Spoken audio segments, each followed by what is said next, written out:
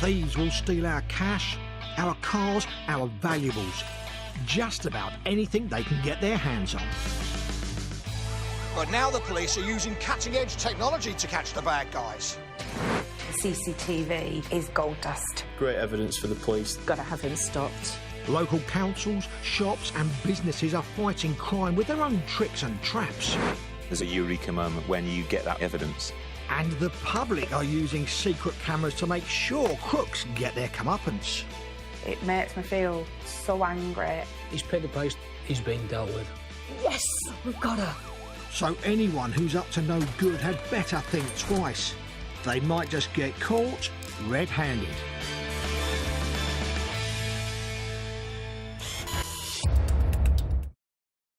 Neil and Andrew's family shop has survived more than a century and 2 world wars. But now, it's under attack from thieves. It's just so frustrating. It's so frustrating. Neil comes up with a cunning plan that flushes out one of the culprits. But the crook comes up with a cunning answer. He was protesting that his human rights were being contravened.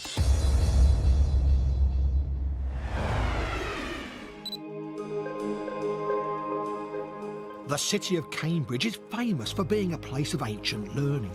And amongst the many historic buildings in the city centre, there's a hardware store, which, as managing director, Neil Mackay will tell you, has a long history of its own. Mackay's has been here since 1912. We've been through 2 wars, loads of recessions, and my forebears set it up on the basis of let's make ourselves useful and do things for the community. And it's kept us going for the last 104 years. Neil's son Andrew is next in line to take over. It was never something that I was pressured into. I absolutely love it. We've successfully passed the 3rd generational curse, which they talk about a lot about family businesses. You know, I'm the 5th generation into the business, and hopefully that's going to continue a long way into the future.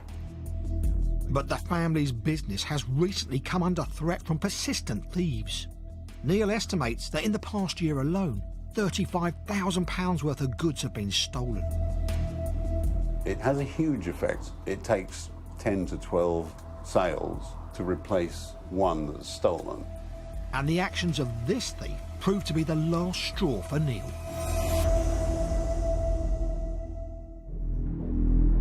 It's a Monday afternoon in February.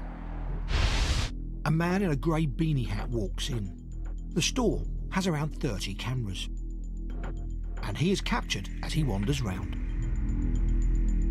We invested in and installed our own CCTV systems and gradually expanded it to try and catch every nook and cranny that we've got in the shop.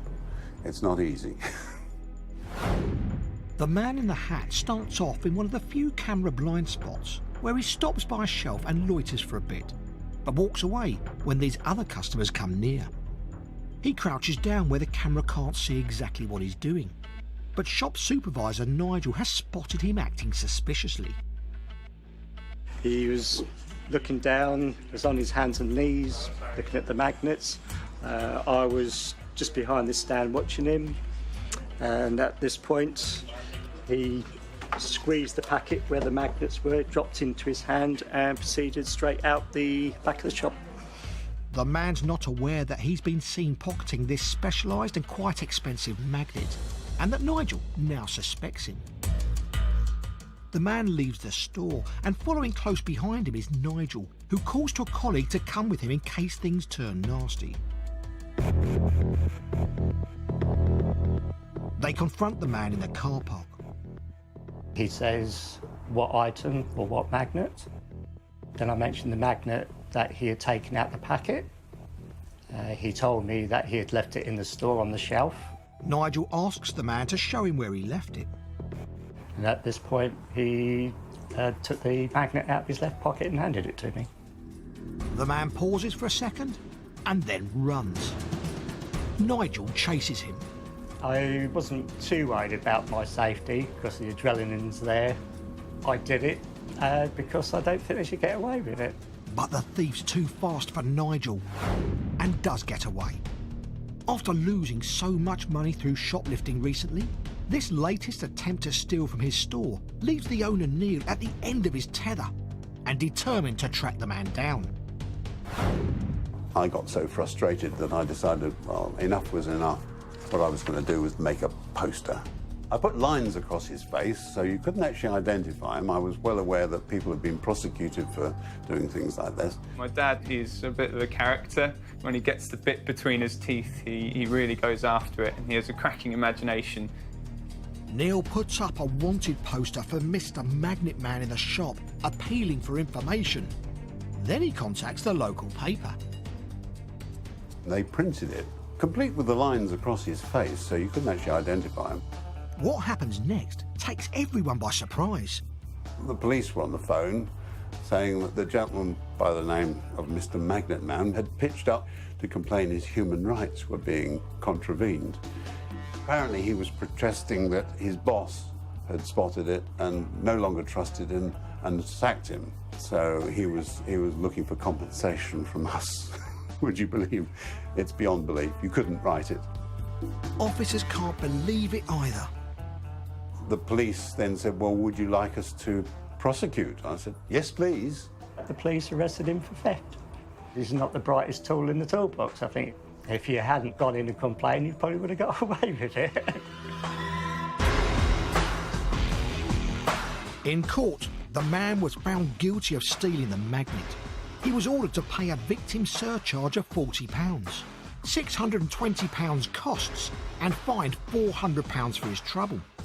That's a grand total of £1,060.